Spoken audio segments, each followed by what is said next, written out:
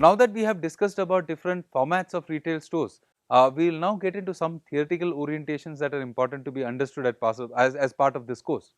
We will talk about the wheel of retailing first. Now, the wheel of retailing is a theory that basically is represented by this figure on my right, and you can see that the wheel of retailing basically talks about how innovators in the retail space start off as low price, low profit, low cost operators, and they generally are working on lower profit margins. Gradually over time, they enhance the amount of facilities that are offered, they add better quality items, they increase the variety and assortment of products that are being offered to customers, and then gradually move to a mid segment and then try to move to the higher segment or the higher end of the market. This is where they try to locate themselves in a high cost or high rent environment. They try to provide more services to customers, and then because of all of these things, their prices also subsequently rise. Now, this movement of innovators who start in the retail space to start off from the lower end of the market, wherein they work on low cost with limited services, with products which are available at a lower cost, lower price for the customers, and the margins from each of these products is going to be low, and then gradually moving up to the value chain, and then coming to a high end strategy wherein they will now have more services that are offered. They will be positioning themselves in retail locations that are generally going to be having higher rents, and they will also be providing greater services to the customer, and over time their prices that they are offering to customers will also increase. This cycle of moving starting off from the low end and gradually moving to the upper end is what the wheel of retailing is trying to tell you. This is a very old theory, and this theory has its own criticisms as well, but there are four basic principles that the theory helps us understand. The first of them is that there are many price sensitive customers or price sensitive shoppers who forego the enhancements that are provided by the retailer and the customer services that are provided by the retailer, and they are willing to exchange all the experiences and all the services that the retailer provides to them for the lower prices. This is the reason why many of the innovators in the retail space are assumed to start off at a lower price point, at a lower amount of services, because now by providing lower prices, customers are willing to exchange the services and experiences they were getting elsewhere and now come to such form. The second assumption is that such shoppers who are price sensitive may not be loyal or may not be keeping on buying from a specific store, and over time they will be willing to switch to retailers who are going to be able to provide lower prices. So, the first one said that most of the shoppers are willing to forego the experiences and the services that they get from the retail experience for lesser prices. The second assumption basically says that many shoppers are not generally loyal to a retail store, and they might be willing to switch retail stores to come to a retail store which has lower prices than what is provided in the general market.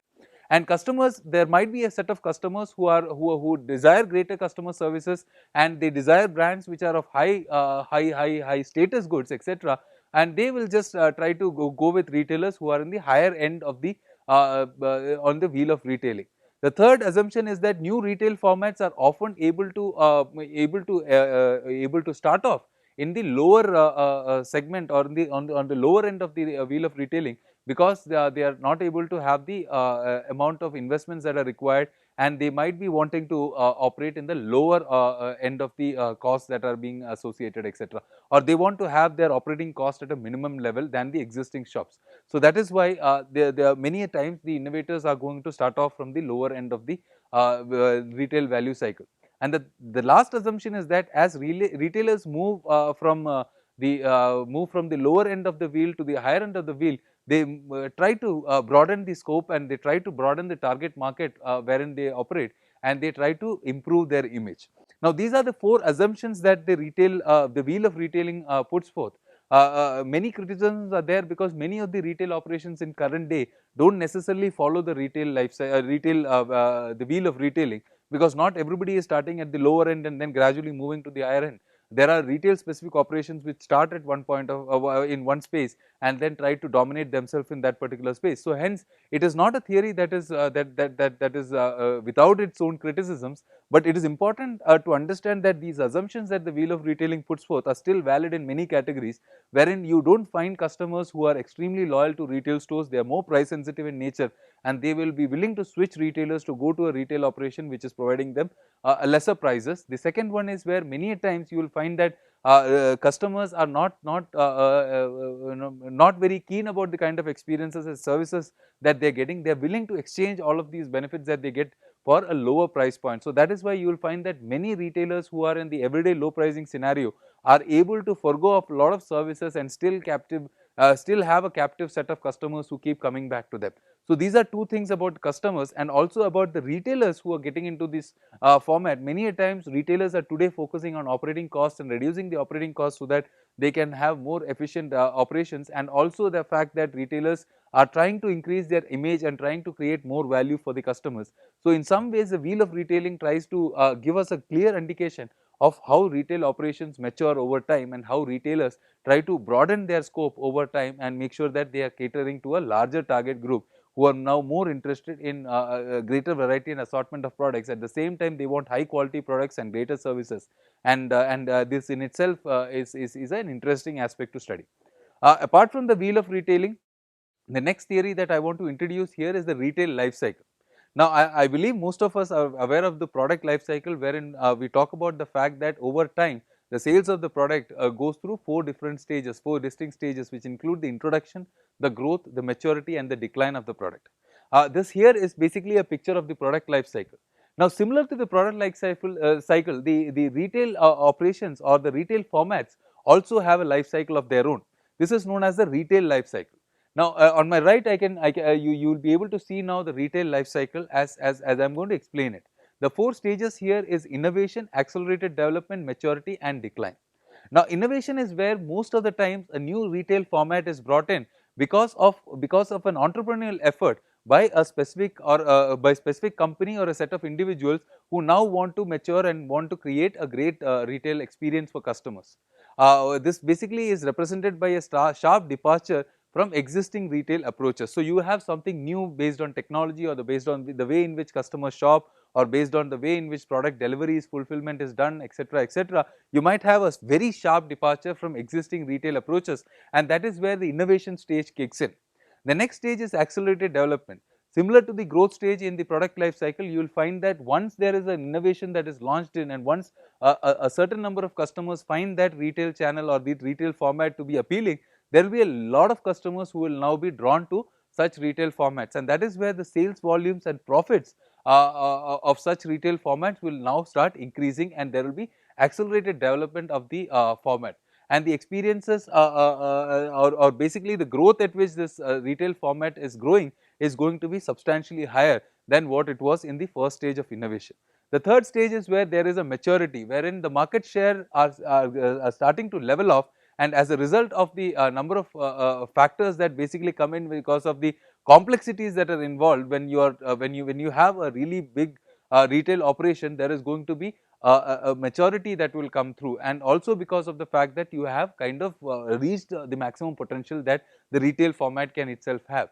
And once maturity hits through, there is going to be a lot of there is going to be a lot of operational issues that might come in, and you might have a lot of cost to incur, etc. And subsequently this retail format in itself has become quite big, and this could be also a problem wherein you will have new retail formats that come through, because of which the retail format will now hit the decline stage. So similar to a product life cycle, this talks about how the retail format in itself goes through the entire life cycle.